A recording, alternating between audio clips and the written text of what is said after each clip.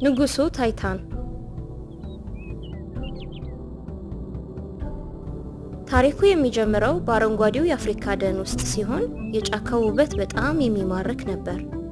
በጫካው የሚኖሩ ጉሬላዎች እርስ በርሳቸው ጋር ቅርብ ትስስር ያላቸው እንስሶች ነበሩ። የጉሬላዎቹ ቡድን ኃላፊ ንጉስ ታይታን ይባላል። ንጉስ ታይታን የጫካውን አደጋና ከግዛታቸው ውጭ ያለው መሬት መንቀሳቀስ እንደሌለባቸው ሁሌም ያስጠነቅቃቸው ነበር።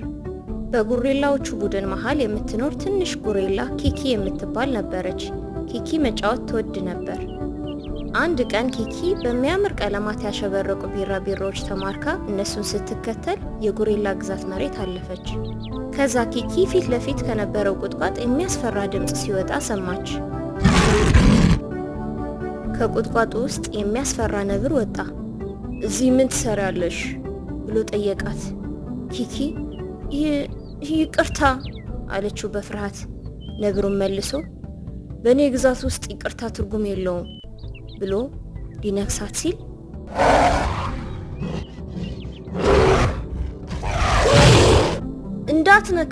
እንዳትነካት እያለ ንጉስ ታይታን መጣ። ከዛ ነብሩ ደንግጦ እሺ አልነካትም፣ ተረጋጋ ንጉስ ታይታን አለው በፍርሃት። ነብሩ ወደ ኋላ እያፈገፈገ ራሷ ናት ወደ እኔ መሬት የመጣችው ብሎ ንጉሱን ማስረዳት ጀመረ።